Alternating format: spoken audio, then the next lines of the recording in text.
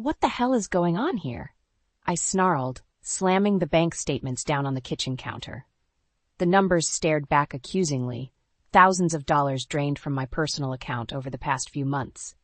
Clay glanced up from his laptop, his chiseled jaw tightening. What are you ranting about now, Arya?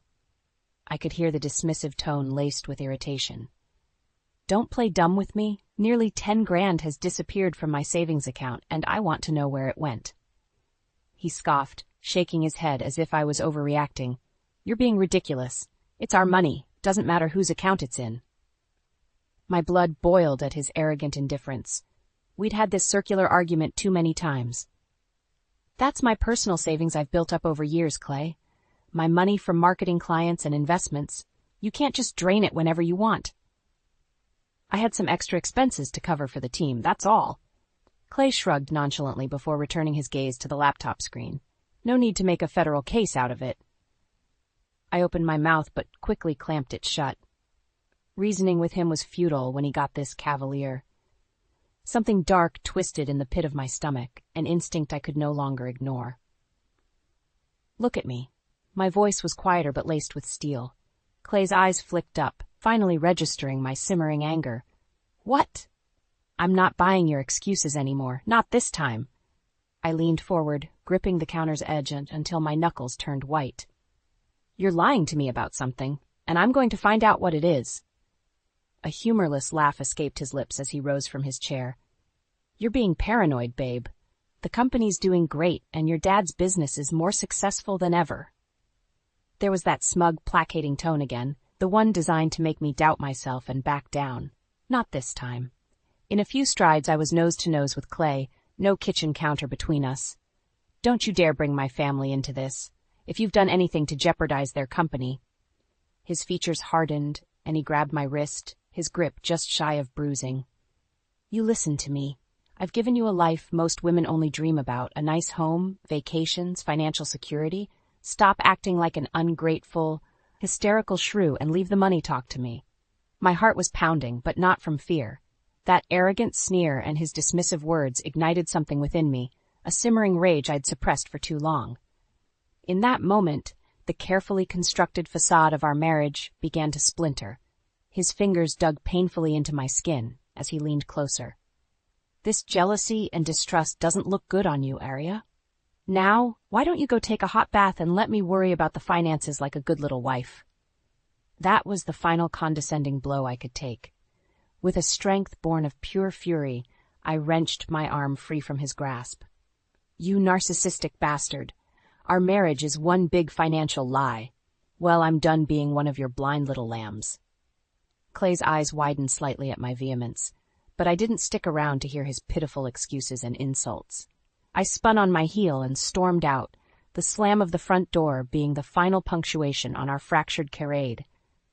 The truth was out there somewhere, and nothing was going to stop me from finding it and bringing Clay's deceit into the scorching light. The next morning, I strode into Westbrook Marketing, feeling clear-headed for the first time in months. Clay had already left for the office, which was probably for the best. I needed time to think through my next moves without his toxic presence clouding my judgment. Everything okay? Dean, one of the top data analysts, peered at me with a concerned frown as I settled at my desk. I forced a tight smile, keenly aware that the entire office had likely overheard my explosive fight with Clay yesterday. Just a minor disagreement with my husband, but I'm fine, really. Dean didn't seem convinced, but gave a hesitant nod before returning to his work. I exhaled slowly, grateful that he didn't press further.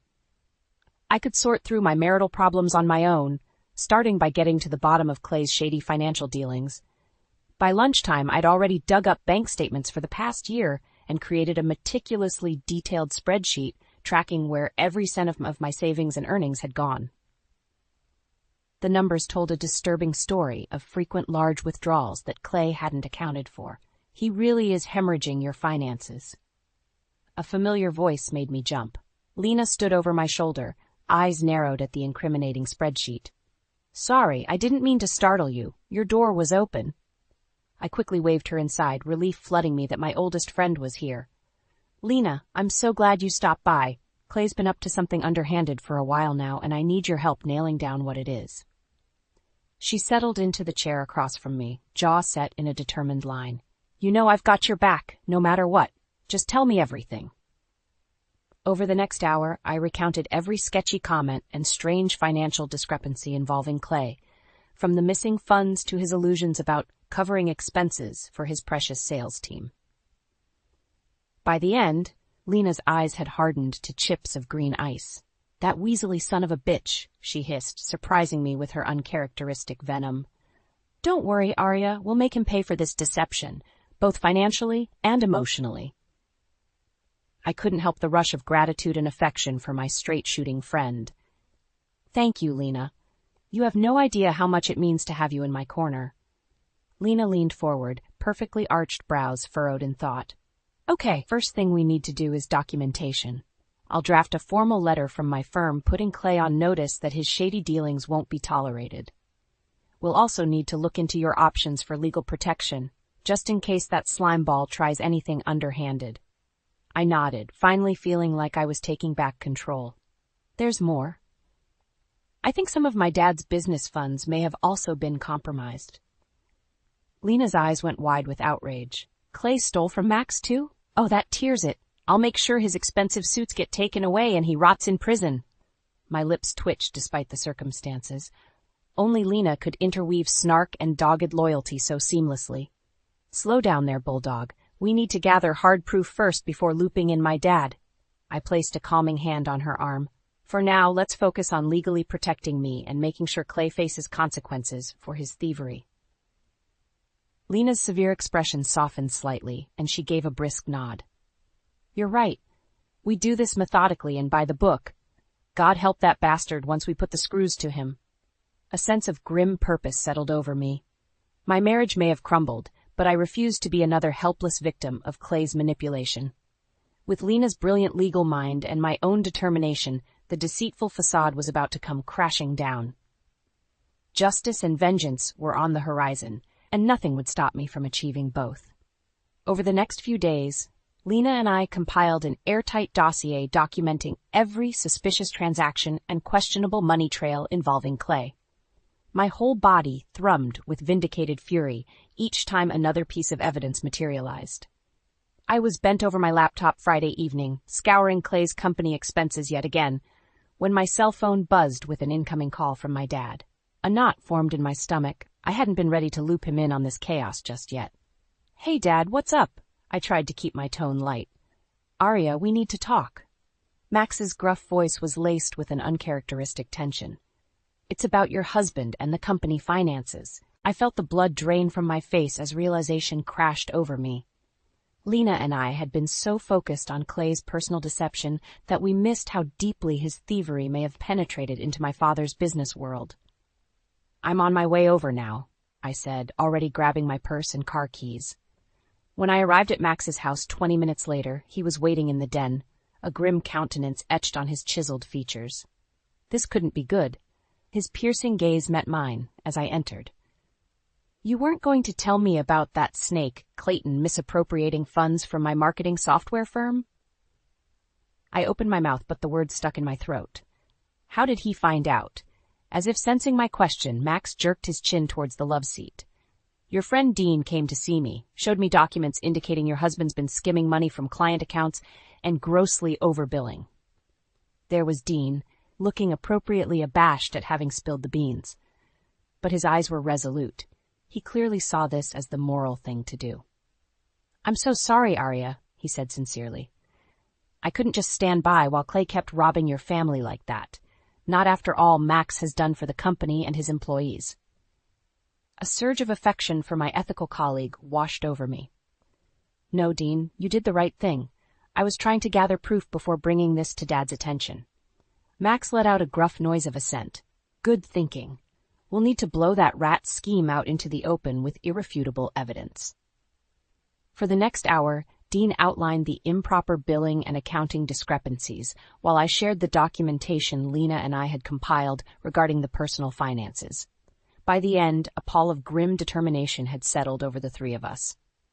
So, I cleared my throat, keeping my voice as steady as possible. What's our next move to take down Clay? The muscle in Max's taut jaw twitched almost imperceptibly. We keep gathering proof, but don't make a move against him until we've got the full scope of his thievery. Lena's helping with this, I assume? I nodded. She's already got me separated financially and is working on legal protection just in case Clay retaliates. The barest hint of a smile played across Dean's lips. Smart woman, that Lena. Max slapped his hand down on the desk with a dull thud. Good. Clayton Barrett has messed with the wrong family this time. We'll hit him with everything we've got until that con man is destitute and behind bars where he belongs. The sheer venom in my normally stoic father's voice made me flinch. But I couldn't fault his fury. Clay had well and truly betrayed us all. I want to take the lead on this, I stated in a low voice. Clay's my husband, and his deception cuts the deepest with me. My dad's eyes bored into mine for a long moment before giving a solemn nod of agreement. Damn right, kiddo. We're all behind you 100% to take that scumbag down. Dean put a reassuring hand on my shoulder and gave it a supportive squeeze. United with the most important men in my life, a wave of fierce resolve washed over me.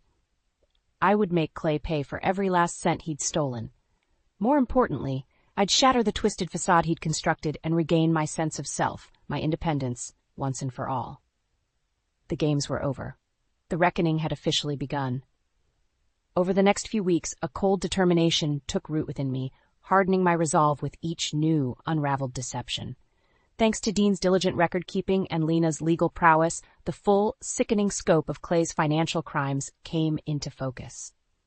Not only had he embezzled funds from my personal accounts, but he'd expertly skimmed money from client billings at my father's company through a complex system of shell corporations and insider deals with shady third-party vendors. His greed and arrogance knew no bounds. Your bastard husband has been bleeding us dry for years, Dad growled, poring over the documentation one evening. The muscle in his weathered jaw twitched with barely restrained fury. We've got him nailed to the wall on multiple counts of fraud, tax evasion, you name it.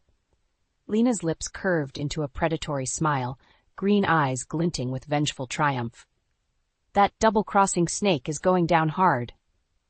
While settling the legal noose around Clay's neck, Lena and Dean were also advising me on establishing financial independence, securing credit and assets solely in my name, squirreling away cash reserves in preparation for an inevitable divorce battle. I'd be damned if I let Clayton manipulate me into domestic violence victim territory, living off grudging alimony scraps. With every dossier review and money trail unraveled, my own sense of self-determination deepened. The insidious fog of marital gaslighting that Clay had woven now dissipated in the cold, harsh light of his deceptions. He'd inflicted the cruelest form of betrayal by robbing from my family while eroding my sense of self-worth. But like the mythological phoenix, I was rising from the ashes of my codependent naivete. Arya, we've got everything lined up to crush that weasel, Lena said, jaw set in a grim line. The million-dollar question is, do you want to confront Clayton before or after we lower the legal boom? I stared her down, body humming with a buzzing undercurrent of wrath. While part of me wanted the smug shock value of blindsiding Clay after he'd been indicted on multiple felonies, I knew that wasn't my style. More importantly, I wanted to look into his cold, vapid eyes when I ripped the mask off his deceitful facade, to leave no doubt that I outwitted and overpowered him at every turn. And so it was that I found myself gripping the damning evidence file with white knuckles as I strode into Clay's hotel suite 3 nights later. He'd been traveling on yet another regional manager trip, code for some extended tryst with a mistress bankrolled by his ill-gotten gains. Working a bit late tonight, aren't we? His lips split into that annoyingly cocky grin I'd once found charming as I stepped into the dimly lit living area. He drained the last sip of scotch from his tumbler. To what do I owe the pleasure of this surprise visit, Mrs. Barrett? The overwhelming stench of Chyper perfume, his latest tawdry conquest no doubt, wafted from the bedroom suite. My grip tightened further on the file until the edges crinkled. Cut the smarmy bullshit, Clay. You and I both know surprise visits have never been your forte. His lopsided smirk faltered ever so slightly. What's that supposed to mean? Summoning every last ounce of icy calm I possessed, I strode forward and slammed the thick evidence file onto the marble-topped cocktail table, scattering the contents in a frenzied spiral of incriminating documents and bank statements. "It means I know everything, you degenerate sack of shit." The words hissed through my gritted teeth. "Every illicit transfer, every shady account, every penny you stole from me and my family's company while parading around like some high-rolling corporate raider." Clay's face turned to stone as the gravity of the situation came crashing down around him. He opened his mouth, but I cut him off with a raised hand. "Don't bother lying or feigning innocence. That ship sailed the moment you helped yourself to my life savings to fund your tawdry affairs and inflated expense accounts." I allowed myself a grim half-smile at the utterly bewildered look on his face. "What, you thought I'd never catch on? That I'd stay your meek, obedient little wife forever while you conned me blind?" Clay's jaw clenched, lips pressed into a thin line. "You've got it all wrong, Arya. I can explain every last cent." With a rough jerk of his arm, he swiped the damning papers off the cocktail table in an angry clatter. "The company's been going through some transitional headaches, but I have it all under control. As for your money, I told you before, it's our assets pooled together." "Our assets?" I let out a humorless bark of laughter. "Wake up and smell the jail cell you've earned yourself. Those convoluted money trails and insider deals prove you bilked literally millions from my father's firm and my own accounts." Clay visibly paled at my words, but leveled his patented ice-cold glare my way.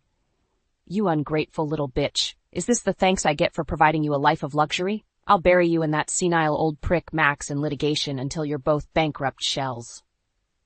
White-hot anger spiked through me, momentarily stealing my breath at his callous arrogance.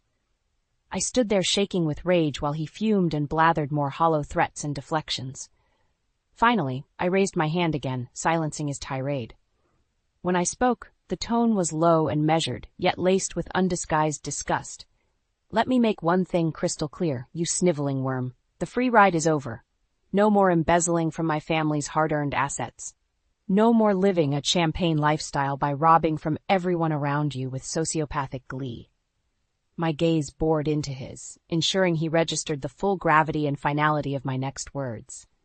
"I want a divorce, Clay. And I'll make sure you're left with nothing but a future of hand-me-down suits and prison-issued jumpsuits once the law catches up to your racketeering."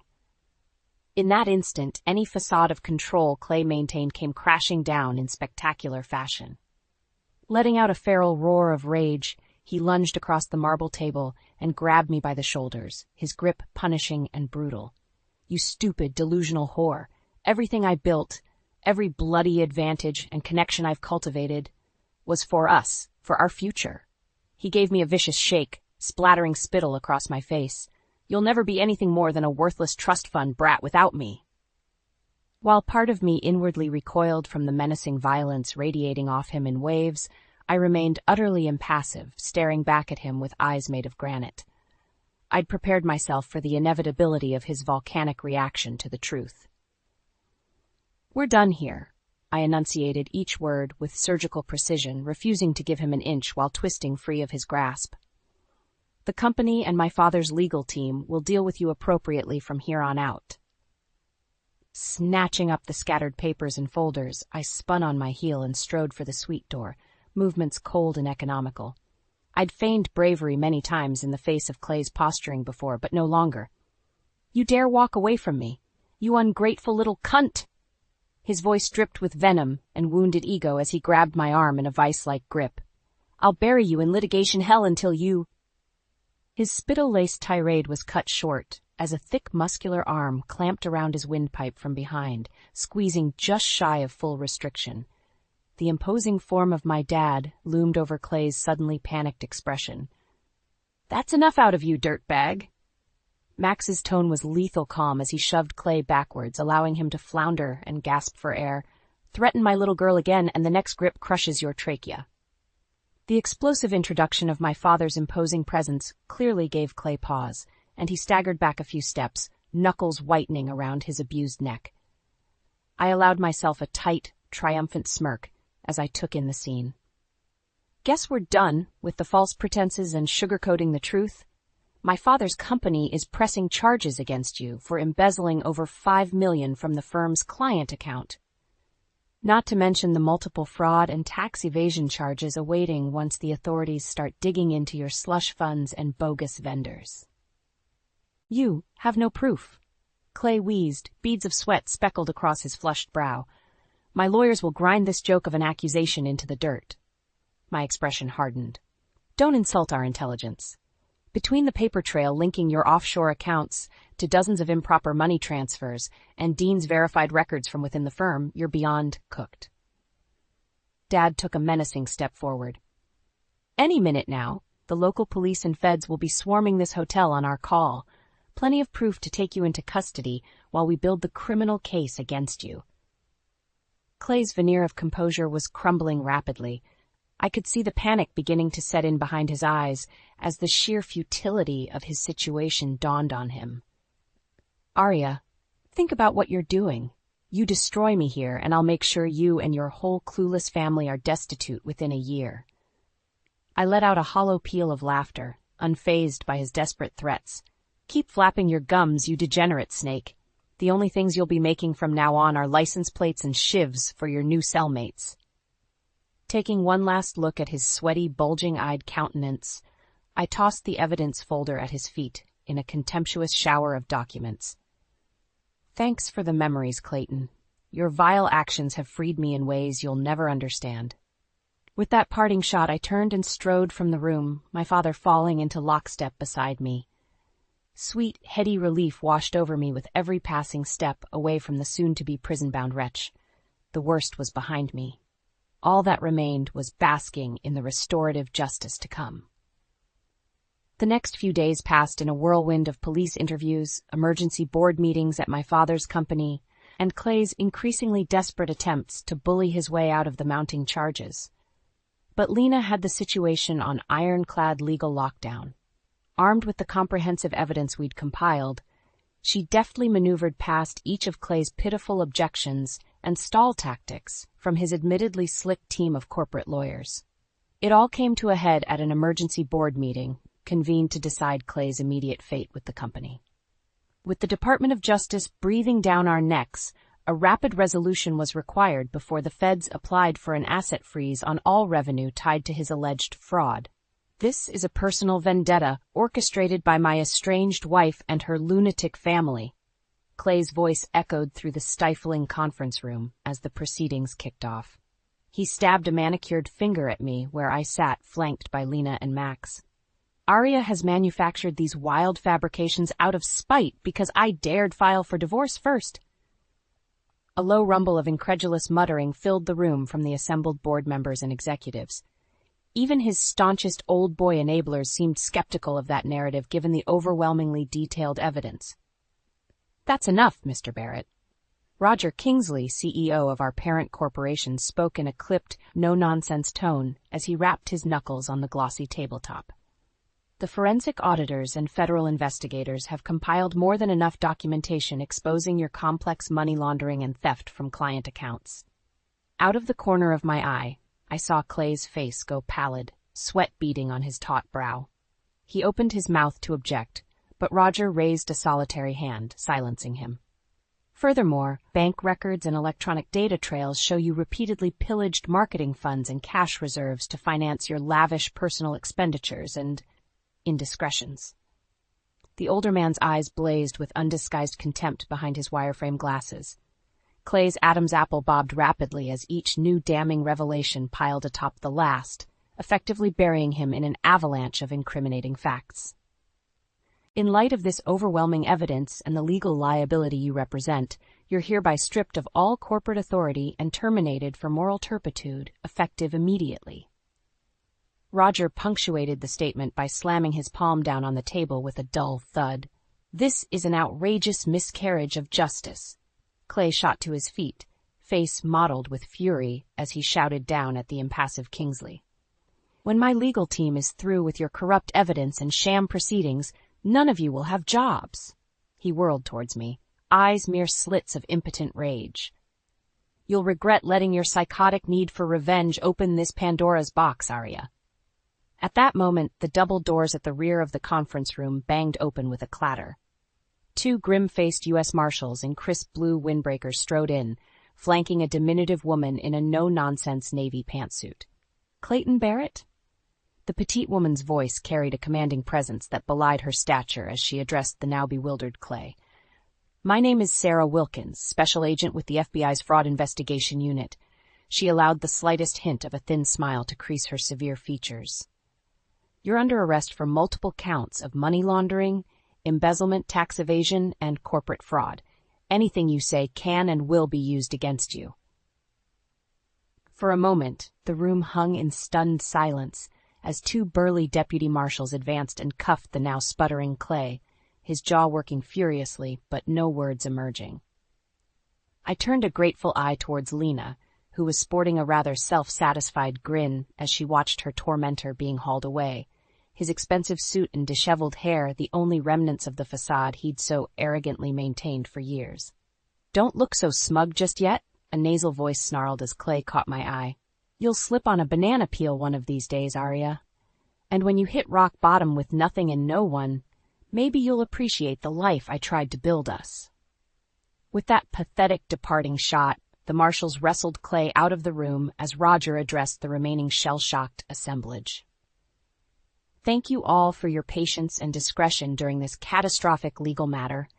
I assure you, once the dust settles, we'll rebuild Kingsley Marketing to be an even stronger firm, one where ethics and public trust aren't merely corporate platitudes. As the meeting dispersed amid a low buzz of scandal-tinged chatter, Lena pulled me aside with an almost feral look of vindicated triumph shining in her eyes. Well, your lying, cheating snake of an ex just got his jaw-dropping comeuppance. Her smile was all shark-like bravado. That smug prick won't know what hit him once the weight of the federal indictments really sinks in. Though I should have been elated at Clay's unceremonious apprehension and professional demise, an inexplicable pang of melancholy tugged at my chest as I headed home. Maybe it was the raw fury and hate still radiating off him like body heat, or the glaring truth that any remnant of the decent, driven man I fell for was permanently extinguished. Either way, the facade keeping us together as husband and wife had finally been obliterated, by my own hand, no less. I shuddered to think what Clayton's next moves might entail as the walls closed in. Whatever happened, I refused to surrender one more ounce of power or self-respect to that cancerous relationship.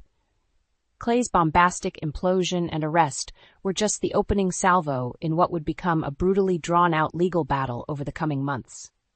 While federal prosecutors steadily built their sweeping racketeering case against him, my divorce attorneys initiated a blitzkrieg of personal litigation simultaneously. Armed with Lena's meticulous documentation of Clay's myriad financial crimes and personal indiscretions, they systematically dismantled the facade of his frivolous annulment filings, one after another. Within weeks, the galling reality of my inevitable full divorce and asset separation sunk in for the incarcerated Clay. He retaliated with the only tactics he knew, intimidation and unbridled cruelty. Venomous phone calls and letters arrived with escalating frequency, each more vile and threatening than the last, as he grew increasingly desperate in his quest for leverage. Take a look at this latest missive from your sociopath ex-hubby. Lena tossed a crumpled sheaf of papers onto my kitchen counter one afternoon, mouth twisted with disgust. I scanned the pages with a weary sigh, unsurprised to find more of Clay's all-too-familiar bile regurgitated in angry, looping scrawls. Details of sordid sexual escapades and expletive-laced insults filled the rantings, clear attempts to shame and demean me. How original. More pathetic Mako intimidation when he can't win on merits.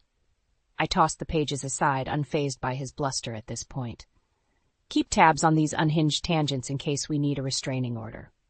The fact was, Clay Barrett's downfall had accelerated into a horrifying death spiral, stripping away every vestige of the arrogant blue blood success he'd so carefully cultivated over the years. Within 6 months, every asset in his name, from the Hamptons Beach House to his beloved Mercedes-AMG Coupe and Patek Philippe watch collection, were liquidated and frozen to satisfy hundreds of thousands in mounting legal fees and potential restitution penalties. By the following fall, Grim-faced federal agents arrived at the downtown luxury loft I'd purchased solely in my name and rousted Clay away to await trial. His previously buffed and groomed veneer was now replaced by a hunched, haunted look, dark circles engulfing his deadened eyes as marshals shackled and led him into a waiting transport van. "Don't get too comfortable in your ivory tower, sweetheart," he called over his shoulder at me, desperation and hatred dripping from his words. "Once I take these lying monsters down in court and prove my innocence, you'll be broke and homeless without me." I merely stared back at him, features blank and impassive, while inwardly marveling at how swiftly the mighty could crumble under the weight of their own sins and arrogance. My independence was secure. The last 2 years of meticulous legal groundwork by Lena and Max had ensured no messy asset retaliation or convoluted reversal of fortune. Clay would face his reckoning alone and destitute, exactly as I'd vowed. As the battered transport van pulled away with my disgraced ex in tow, I turned and headed back inside, the faintest ghost of a relieved smile teasing my lips. I was free. As the dust settled in the months following Clay's dramatic imprisonment and our acrimonious divorce finalization, a profound sense of relief and renewal washed over me. Gone were the constant mind games, the gaslighting, the endless cycle of walking on eggshells around his volatile ego and emasculated rage. For the first time in over a decade, I was beholden to no one but myself, free from the shackles of codependence and manipulation that Clay had so insidiously bound me with. The very notion made me want to shout from the rooftops in pure, uninhibited elation. Instead, I channeled that euphoric energy into reclaiming my sense of self-worth and blazing new trails, both personally and professionally. This new chapter demanded a clean slate. "You've paid your dues and conquered that sadistic monster, kiddo?" Dad clasped my shoulder affectionately as we strolled through the bustling downtown streets one crisp autumn evening. "Time to spread your wings and truly soar now that he can't hold you back." I gave him an appreciative smile and reciprocated the squeeze, marveling at how our previous fractures and strained codependency had mended throughout this tumultuous stretch. "Thanks, Dad. I couldn't have regained my footing without you and Lena relentlessly in my corner." "Don't thank me yet," he chuckled gruffly, waggling his eyebrows. "You've got the hard-driving business acumen that's kept this family soaring for decades. The company's marketing team is yours for the taking if you'll have it." While the prospect of leading my father's pride and joy venture filled me with no small trepidation, I couldn't deny the allure of that challenge, of proving I could helm a thriving enterprise by my own merits after everything with Clay. Embracing his poisoned legacy of deception and fear would be the ultimate cleansing rebirth. "You've got yourself a deal, old man."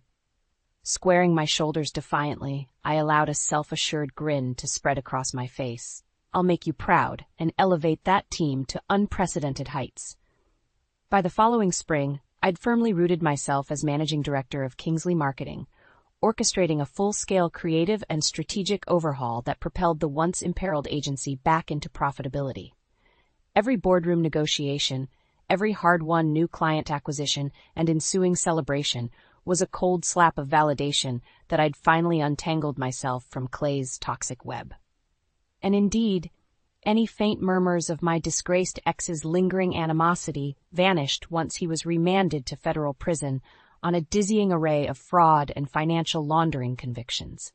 After smugly short-circuiting the legal process for months with a cavalcade of motions and delay tactics, that first shocking footage of Clayton being led shackled from the courthouse in a tattered blue jumpsuit spread like wildfire through our professional circles.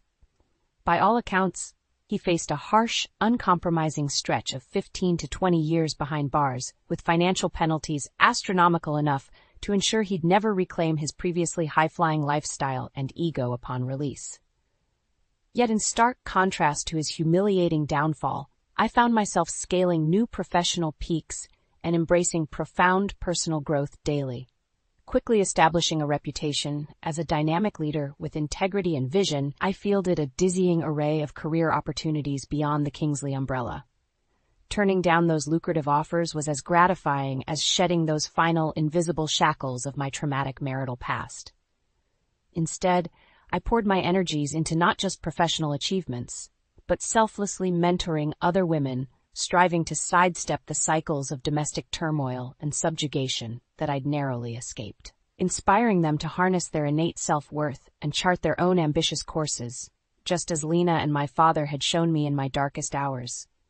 At last, I was the master of my own destiny, a thriving phoenix risen from the ashes of Clayton Barrett's twisted agenda, with wings spanning ever further horizons. No longer would I be defined by his deceptions and cruelties, or wilt under his stifling control. I'd confronted those shadows head-on and emerged reborn into the self-possessed, confident woman I was always meant to become.